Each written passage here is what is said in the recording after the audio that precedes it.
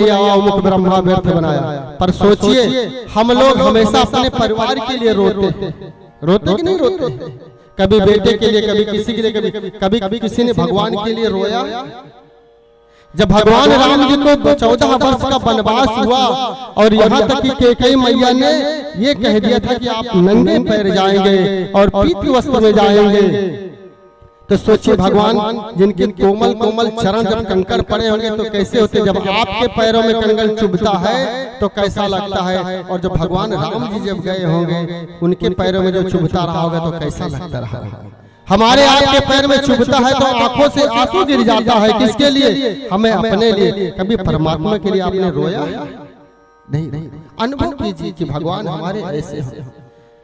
लोग कहते हैं महाराज जी भगवान दिखते नहीं। भगवान दिखने की चीजें नहीं, भगवान दिखने की चीजें नहीं कि आपको दिखेंगे, पर यह सत्य है। हर एक परमात्मा सत्य हमारे आपके साथ में, हमारा आपका परमात्मा आपके साथ चलता है। पहले आत्मा तो फिर परमात्मा, आत्मा में ही परमात्मा है। सोचिए भगवान ने एक बार एक माँ से कहा कि हम ऐसी चीज बना के दे दिए हैं कि हमारे जरूरत नहीं पड़ती। आज के समय में भगवान की जरूरत नहीं, भगवान की जरूरत नहीं है हमें आज के समय में। सोचिए उस भगवान की मूर्ति को बनाने के लिए हमारे आप जैसे कारीगर की जरूरत पड़ती है, पर हमको आपको बनाने के लिए किसकी जरूरत पड़ती है? कोई बताए? माँ की जरूरत पड़ती है। और माँ से बढ़कर हम तो यही जानते हैं कि माँ से बढ़कर कोई देवता नहीं, पिता से बढ़कर कोई देवता नहीं। पर सोचिए उस मूर्ति को परमात्मा कहते हैं कि हमने बहुत बड़ी गलती की कि जो ऐसी चीज हमने धराधाम पर भेज दिया। हमने, हमारा काम क्या है?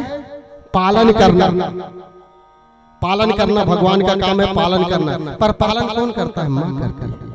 हमें भोजन कराना तो माँ करती है, हमें उंगली पकड़ के चलाना मेरी माँ करती है, हमें सांस देना। सोचिए जब माँ के गर्भ में हम होते हैं तो हमें सांस कौन देता है? मेरी माँ ही तो देती है। तो हमें परमात्मा की जरूरत है। कितने लोगों को परमात्मा की जरूरत है? कितने लोगों की अपनी माँ की जरूरत है? माँ की जरूरत है, थोड़ा हाथ उठा के बोले।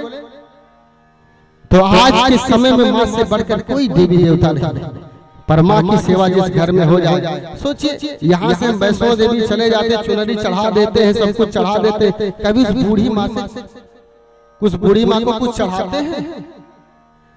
जिस दिन हमारी आपकी शादी हो जाती है उस दिन से तो पत्नी जी की चलावा चलने लगता है। पत्नी जी जो कहती हैं पति देव वही करते हैं। क्यों? जब हम अपने लड़के का मुंडन करते या कोई उत्सव करते हैं तो हम अपने माँ बाप से नहीं पूछते। जानते किससे पूछते हैं? किसको बुलाया जाता है? ससुराल से साले साहब को बुलाया जाता है। ससुराल से सलाह लेना होगा तो किससे लेते हैं? साले साहब से लेते हैं। कोई कार्य करना हो तो साले साहब आते हैं, सलाह वो देते हैं। और सोचिए महाभारत जो हुआ है वो किसके कारण? शकुनी मामा जी, शकुनी मामा जी के कारण ही महाभारत। सलाह साले से लीजिए, ये हम नहीं कहते। बुद्धिमान साले साहब हो तो सलाह उनसे लीजिए। पता चले कैटर्स की जरूरत है तो साले साहब को बुलाओ। किस होटल में शादी करना है साले साहब को बुलाओ। यानी हर जगह जब साले साहब आएंगे तो आपका काम कैसे चलेगा? उसकी पत्नी यही कहेगी, अरे शादी करवाना हुआ जानते हो मेरे भैया ने इतना ही करा दिया था तो शादी होगी, नहीं तो आपको बहुत महंगा पड़ता। लीजिए ताना भी सुनिए।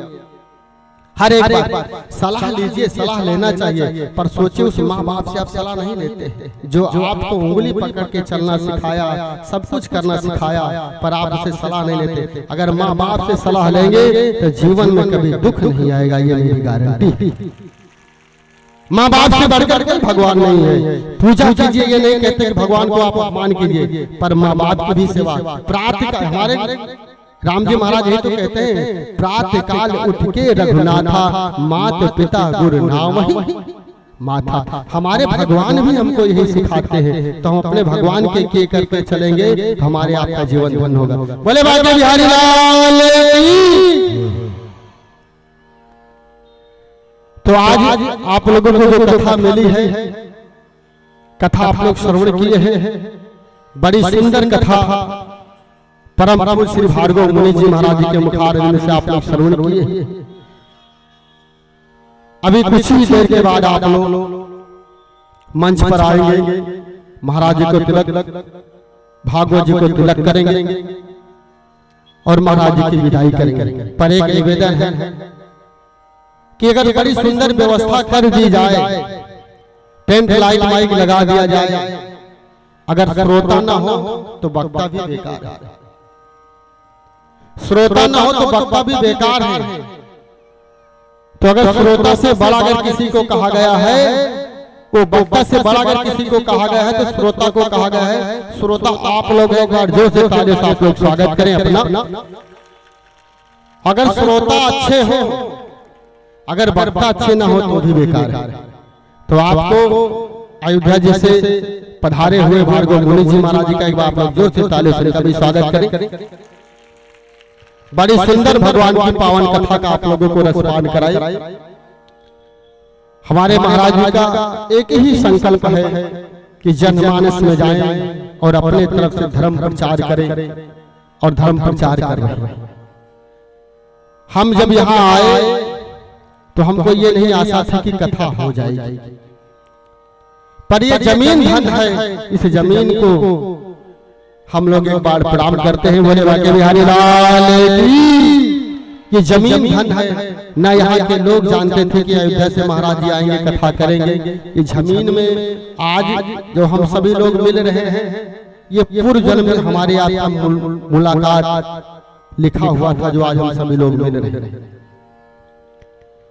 तो महाराज जी आप लोगों को बड़ी सुंदर कथा का रसपान कराए। महाराज जी हमारे इसके बाद अब इनकी कथा, आगामी कथा जो होने वाली है, वो बड़ौदा की पावन धरती पर कथा